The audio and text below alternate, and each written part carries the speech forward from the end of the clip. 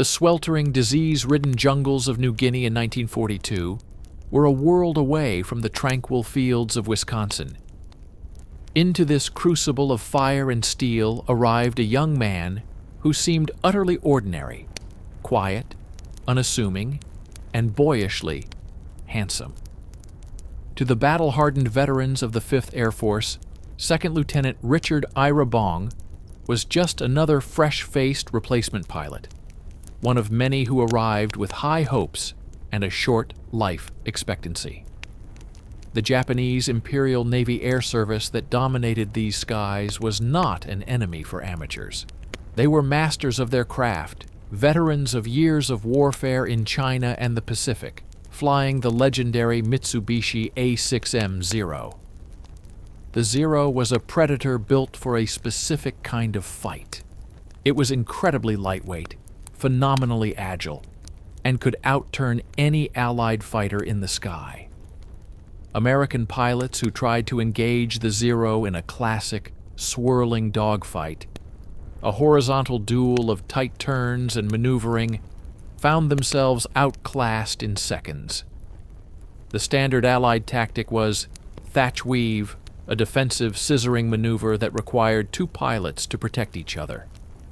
It was a tactic of survival, not of victory. The skies of the Pacific were becoming a graveyard for young Americans trying to fight the Japanese on their own terms. But Richard Bong was different. He was not just a pilot. He was a tactician, a natural physicist of the air. He possessed what later analysts would call a situational awareness that was almost supernatural. He watched, he learned, and he calculated. He saw the Zeros dance, and he understood their deadly grace. He realized he could not win their game. So, with the cold logic of a chess master, he decided to invent a new one. His doctrine was not born from a manual, but from an innate understanding of energy, angles, and the brutal strengths of his own machine, the P-38 Lightning.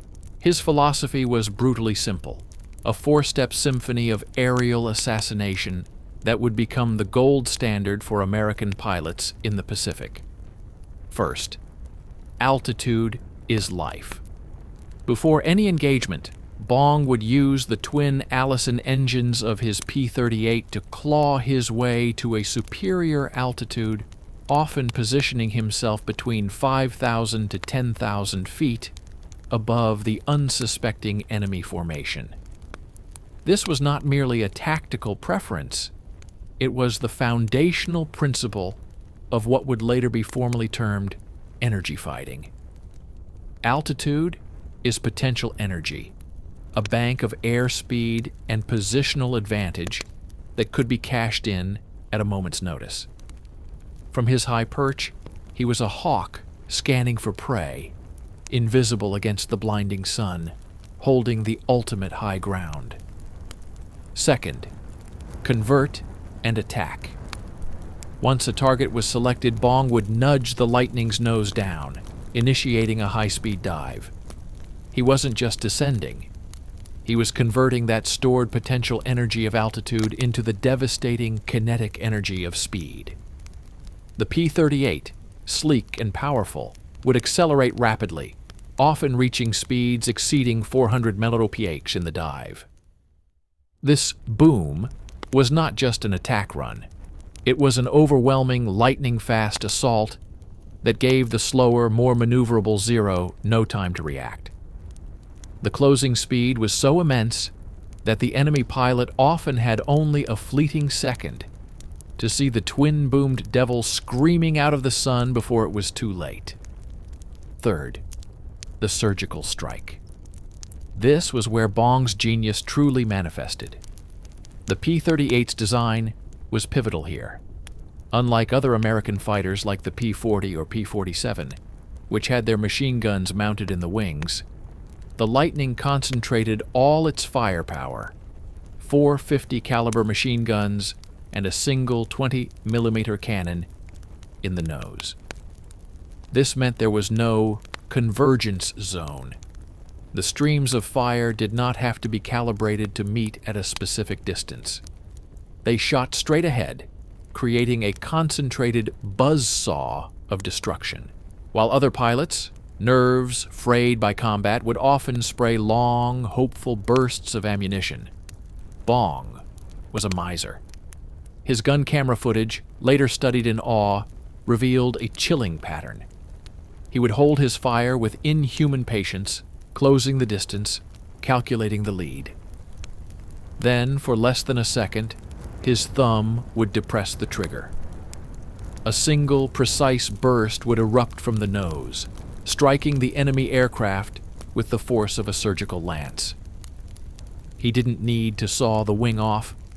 His concentrated fire would shred the cockpit, the engine, the fuel tanks. The result was often instantaneous and catastrophic, an explosion or a violent breakup of the airframe. He then, fourth, disengage and reset. This was the most critical and most disciplined part of the Bong formula. The instinct for many pilots after a firing pass was to pull up and turn to see the results of their work or to engage another nearby threat. Against the zero, this was suicide. Bong understood this implicitly. The moment his brief burst was fired, he did not turn. He did not linger. He used the tremendous speed from his dive to continue his trajectory, flying straight through the debris of his victim, and then began a steady, climbing turn back to the safety of high altitude.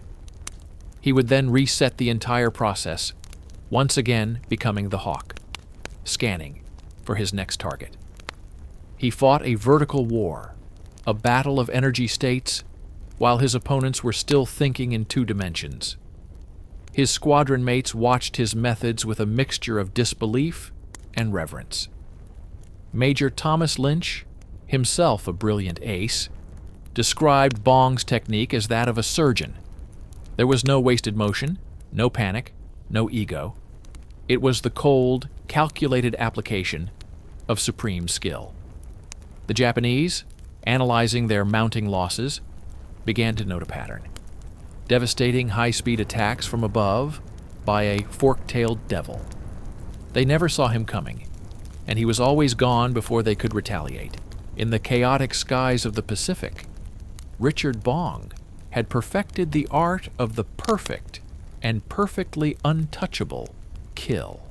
If the P-38 Lightning was the scalpel, then Richard Bong was the master surgeon who knew its every balance, its every strength, and its every dangerous quirk. Theirs was not a simple relationship of pilot and machine. It was a near symbiotic fusion of man and metal, a partnership that redefined aerial combat. To understand Bong's unprecedented success, one must first understand the revolutionary and terrifyingly complex weapon he was given to wield. A machine that was as demanding as it was deadly, and one that Bong learned to command like no one else. Designed by the legendary Clarence Kelly Johnson at Lockheed's secretive Skunk Works, the P-38 Lightning was unlike any other fighter in the world. Its twin-boom design, central nacelle housing the pilot and armament, and tricycle landing gear gave it a futuristic, almost alien silhouette. Japanese pilots initially mistook it for a twin-engine bomber, a fatal misidentification. But its radical appearance was a direct result of its radical performance goals.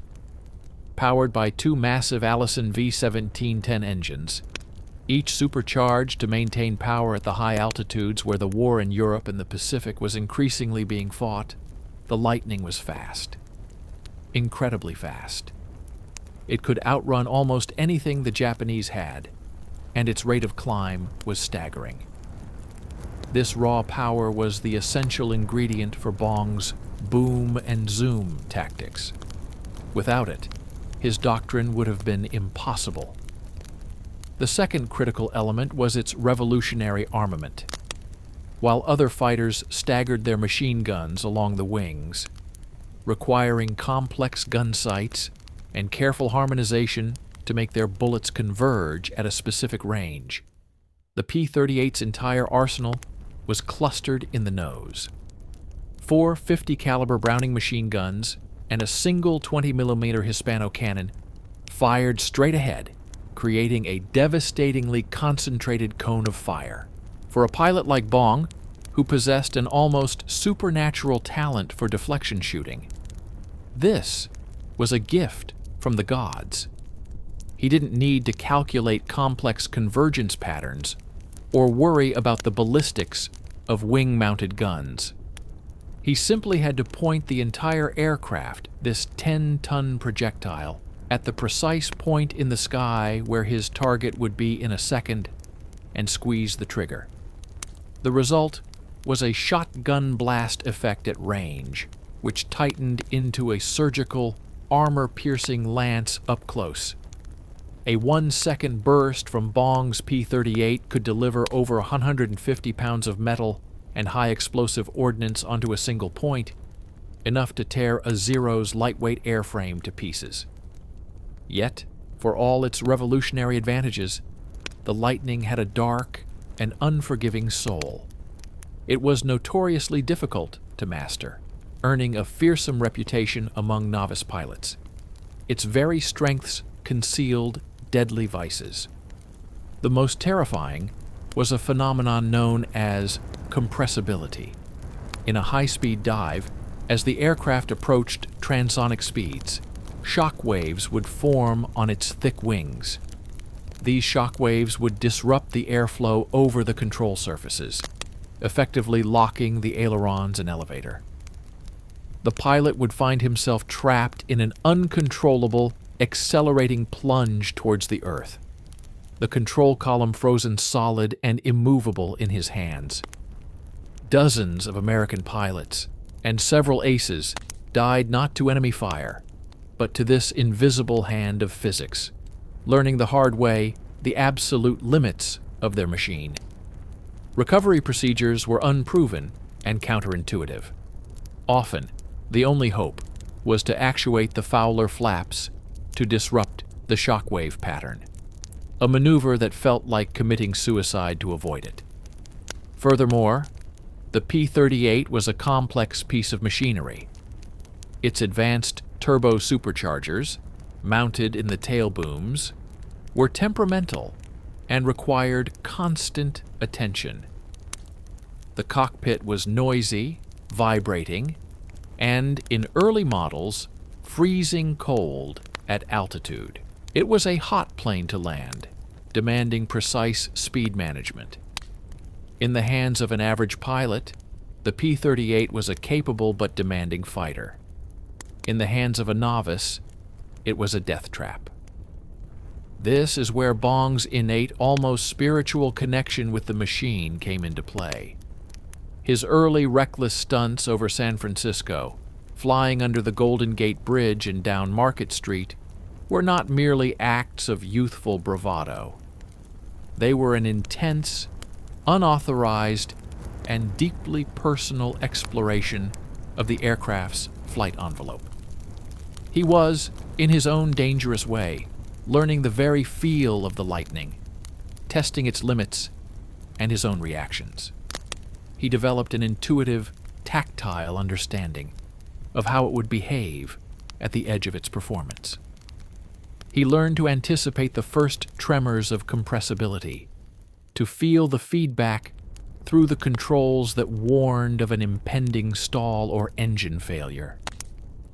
When he reached the combat zone, this intimate knowledge became his greatest survival tool. While other pilots feared the compressibility dive, Bong learned to flirt with its edge, pushing his aircraft to speeds others dared not, knowing precisely when to initiate his recovery. He understood the torque and pull of the twin engines so perfectly that he could make the heavy fighter perform with a fluidity that astonished his peers. He could make minute, instinctive adjustments in his dive angle and speed that meant the difference between a near miss and a kill shot.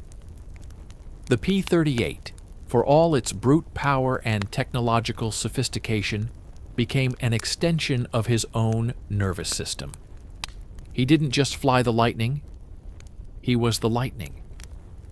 The Japanese feared the fork-tailed devil, but they were truly haunted by the specific, ruthless genius of the quiet man in its cockpit, a man who had transformed a complex and dangerous machine into the most lethal instrument of aerial warfare the world had ever seen. The sweltering airbase at Dobodura, New Guinea was a world of mud, mosquitoes, and exhaustion. By late 1943, the war in the Pacific had settled into a brutal war of attrition. For the men of the 5th Air Force, life was a cycle of tense, high-altitude missions and monotonous ground time, all under the oppressive tropical sun.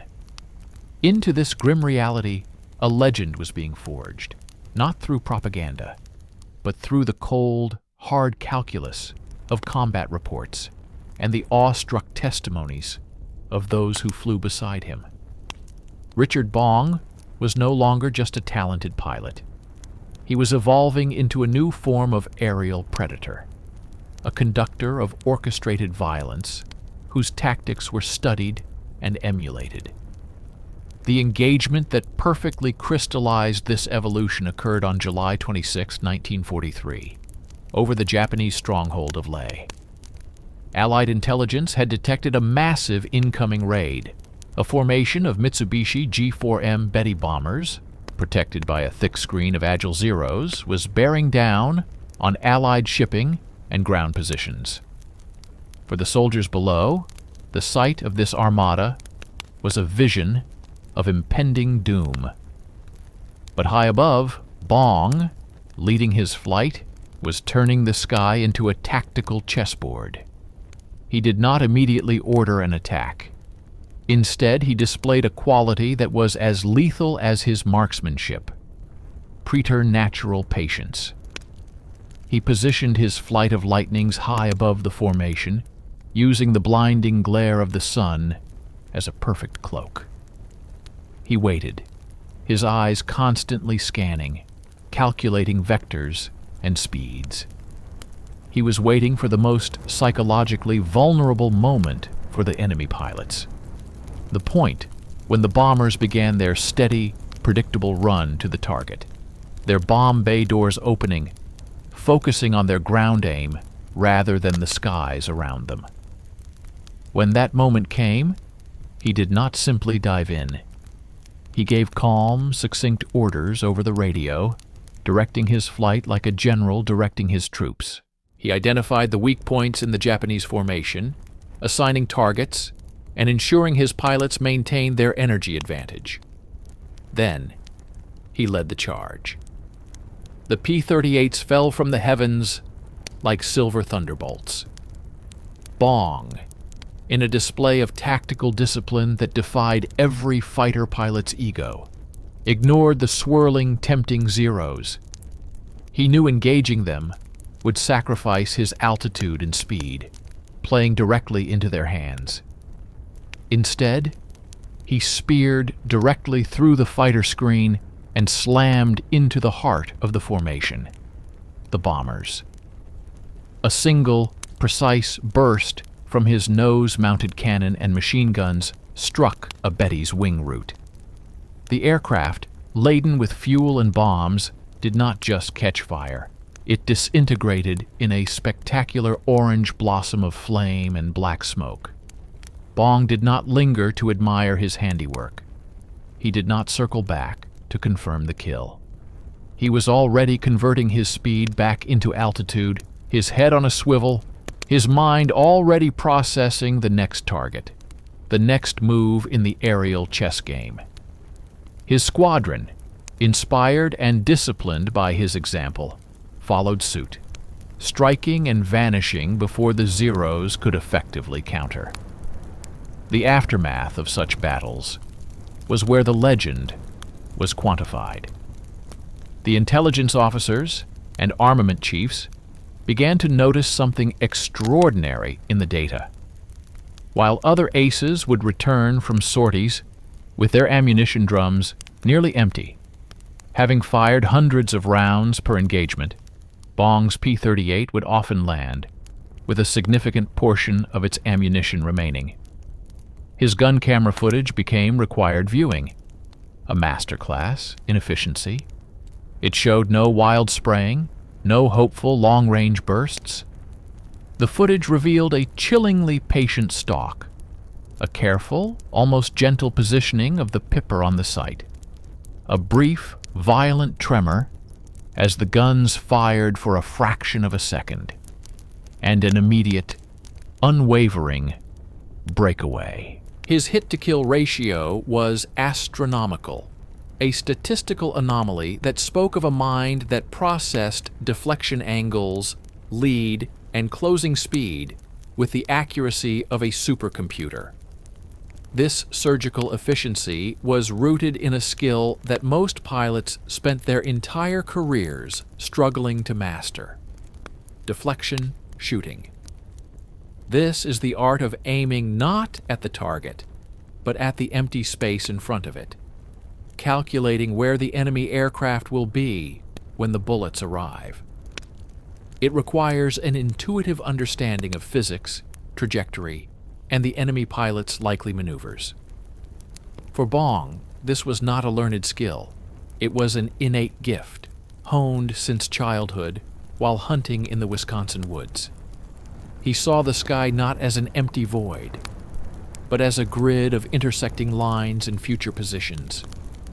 He could instinctively visualize the flight path of his bullets and the flight path of the enemy aircraft, merging them into a single inevitable point of impact.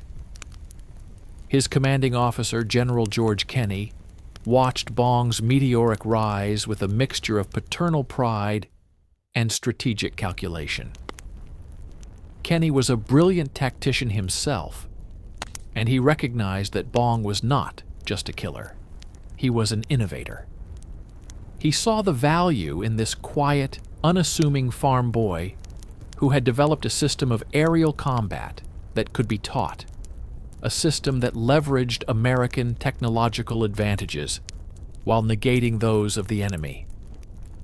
When Bong's victory count surpassed 20, making him one of America's leading aces, Kenney made a decision. He pulled him from the front lines. Bong was ordered back to the United States for a war bond tour to be paraded as a national hero. The American public, hungry for invincible champions, adored the humble ace from the farm. But Bong was miserable.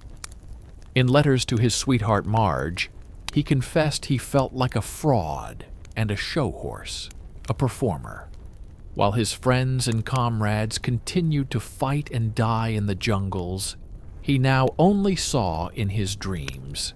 He was a weapon, honed to a razor's edge, and he was being kept in a velvet sheath. He relentlessly petitioned Kenney, begging for a return to combat. His heart, his soul, and his genius belonged not on a stage, but in the cockpit, high above the clouds, where the fork-tailed devil was waiting to be unleashed once more. The war that Richard Bong returned to in early 1944 was not the same one he had left. The unrelenting pressure of the Allied air campaign had bled the Japanese Air Forces white.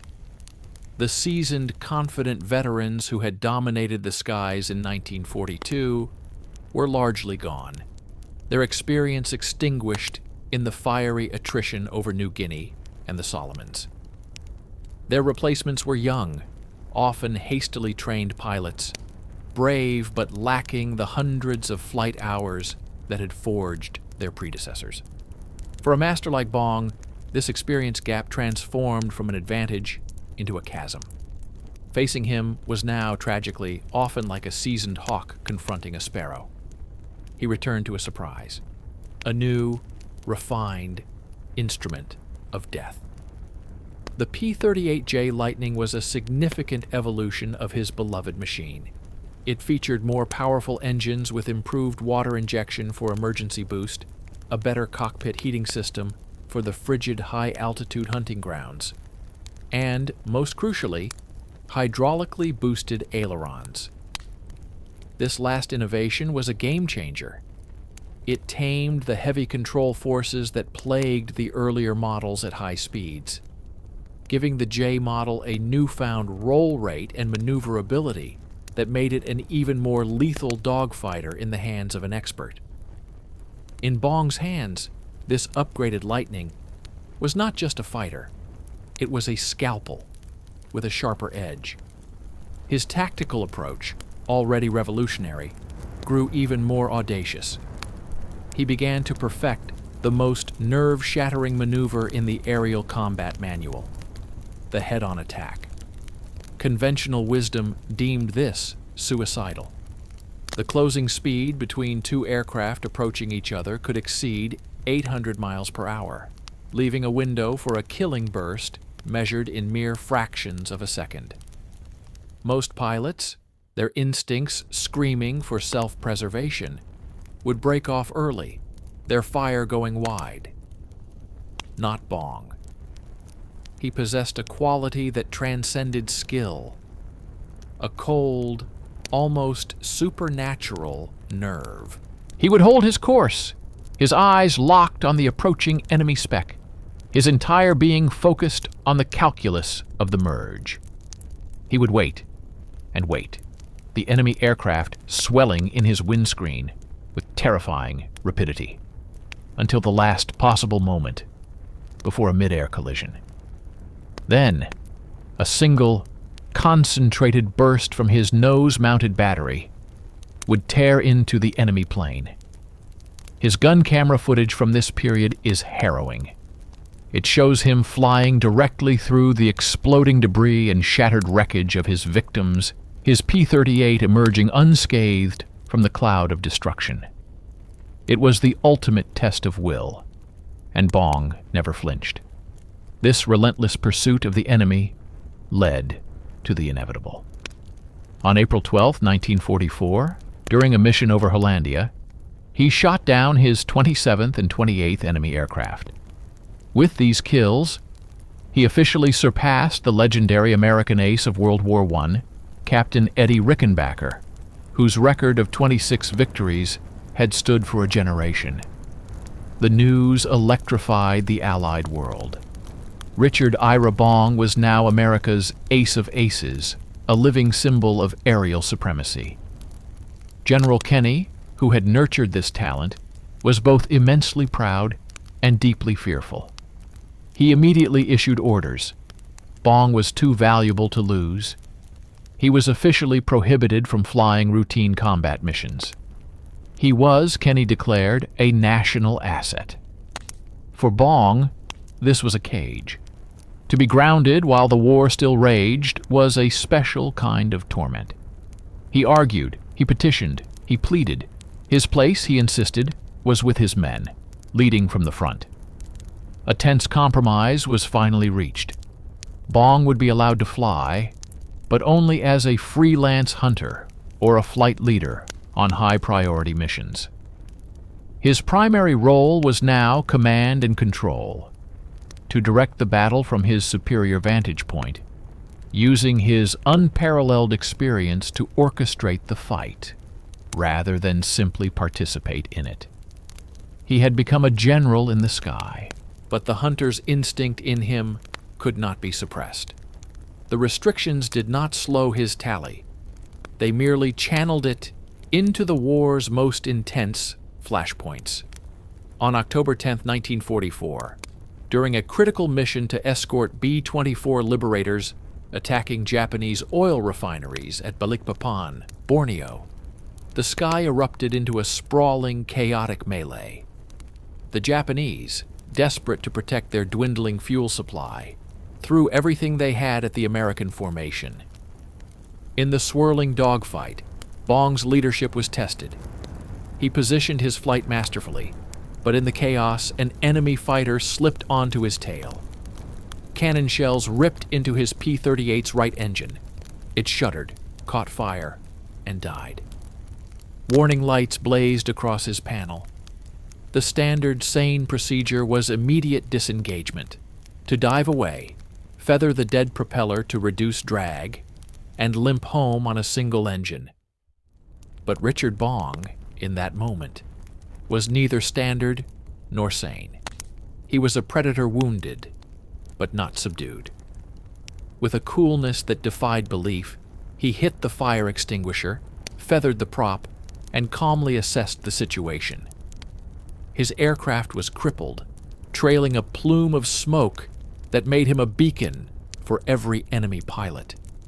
Yet, his left engine still roared, and his guns were still armed. Instead of turning for the safety of the open sea, he made a decision that cemented his legend for all who witnessed it.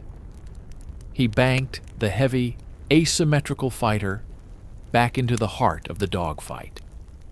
Struggling for control on one engine, his performance crippled, he stalked another Japanese fighter, lined it up in his sights, and with a final precise burst, shot it down.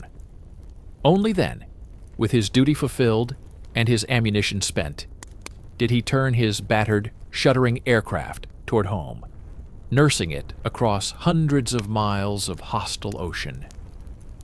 When he landed, the ground crew was aghast. The aircraft was riddled with holes, one engine a shredded ruin.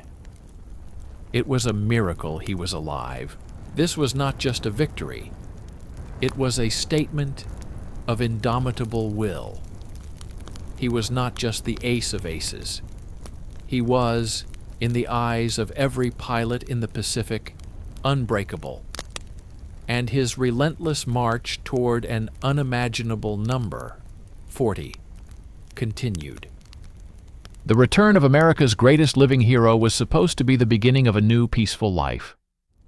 In early 1945, Major Richard Bong was a national icon, a Medal of Honor recipient, a husband to his beloved Marge, and a symbol of the victory that was finally, inexorably, drawing near. The war-weary nation embraced him not just as a warrior, but as a promise of a return to normalcy. He had survived over 200 combat missions, countless dogfights, and had cheated death in a crippled plane over Borneo. He had done his duty, and more. He had earned a future. Yet, the very qualities that made him a legend, his unparalleled skill, his intimate connection with aircraft, his quiet, relentless drive, made it impossible for him to remain on the ground. The warrior, once unleashed, could not be easily caged. The Army, recognizing his unique value, offered him a new, seemingly safer assignment, one that leveraged his expertise for the next great leap in aviation. He was assigned to Lockheed in Burbank, California, as a test pilot. The piston engine, the technology he had mastered and pushed to its absolute limit, was becoming obsolete. The future was screaming in from the jet age, and the United States needed its very best to tame it. The aircraft was the P-80 Shooting Star, America's first operational jet fighter. It was the brainchild of the same genius who had given him the P-38, Clarence Kelly Johnson. The P-80 was a revelation, a sleek, bullet-shaped machine, devoid of propellers, powered by a single shrieking jet engine that produced a terrifying 4,000 pounds of thrust. It was a quantum leap. It climbed as if pulled by a divine force, and its speed, approaching 500 mph, rendered the P-38, the fork-tailed devil of the Pacific, almost pedestrian in comparison. For Bong, this was a return to the cutting edge. But the enemy was no longer a zero in his gun sight. The enemy was the unknown, the unforgiving laws of physics in a new flight regime where the rule book had not yet been written. He approached this new challenge with the same methodical intensity he had applied to combat. He was a student again, studying the P-80's systems, learning its language. He respected the machine, understanding that its raw power was coupled with new vulnerabilities. Without a propeller for airflow, engine outglides were perilous. Landing speeds were terrifyingly high. The response of the controls was different, sharper, and more immediate. Every flight was a voyage into uncharted territory. For several months, he immersed himself in this new world of technical debriefings, flight logs, and the constant high-pitched whine of the turbine. He was helping to write the first chapter of the jet age, transitioning from the pinnacle of one era to the dangerous infancy of the next. August 6th, 1945, dawned clear and hot at the Lockheed Air Terminal in Burbank. For Major Bong, it was a routine day. He was scheduled for a standard acceptance flight on a new P-80, serial number 4485048, that had just rolled off the assembly line. He went through his pre-flight checks with his characteristic quiet focus. He strapped himself into the cockpit, the canopy slid shut, sealing him inside the futuristic fuselage. The engine spooled up with its distinctive, piercing shriek. He received clearance, taxied onto the runway, and pushed the throttle forward. The jet accelerated with a ferocious push, pinning him to his seat, and lifted gracefully into the California sky. Then, mere moments after takeoff, at an altitude of only a few hundred feet, catastrophe struck. Witnesses on the ground and subsequent investigation pointed to a failure of the primary fuel pump. The engine, starved of its lifeblood, flamed out. The shriek of the turbine died into an eerie, silent whistle. The P-80, without the thrust that gave it life, was instantly transformed from a technological marvel into a fast-gliding 7,000-pound brick. Below him stretched the dense, unyielding suburbs of Los Angeles. There were no fields for a forced landing, no options. For the man who had survived the concentrated hell of aerial warfare, this was his final, most desperate battle. It was a battle against gravity, altitude, and time, enemies against which even his skill was meaningless. His training kicked in. He radioed Mayday and attempted the emergency restart procedure. But there was no time. The altimeter unwound with terrifying speed. He tried to glide the powerless jet back toward the airfield, but the geometry was hopeless. In the final fleeting seconds, with the ground rushing up to meet him, he made one last, desperate decision. He jettisoned the canopy and attempted to bail out. But it was too late, far too low for his parachute to deploy. The P-80 slammed into a narrow field at Oxnard Street and Satsuma Avenue, cartwheeled, and exploded into a fireball. America's ace of aces, the farm boy from Poplar, Wisconsin, the most successful fighter pilot in the nation's history, was killed instantly. He was 24 years old. The tragedy was compounded by a cosmic, cruel irony that unfolded on the very same day. As Bong's P-80 fell from the sky over California, a B-29 Superfortress, named the Enola Gay, flew high over the clear skies of Japan. It opened its bomb bay doors and released a single, oddly shaped weapon. That weapon fell toward the city of Hiroshima, and in a blinding flash of light, it erased a city and unleashed the terrifying power of the atomic age. The world changed forever in that instant. The news of Richard Bong's death, which under any other circumstances would have been a national tragedy dominating headlines, was buried. It became a minor story, a footnote beneath the colossal announcement of the dawn of a new and terrifying era. The master of conventional aerial warfare, the man who represented the pinnacle of individual piloting skill and courage, had died on the very day that his kind of war was rendered obsolete. 80 years later, His record of 40 confirmed aerial victories remains unbroken.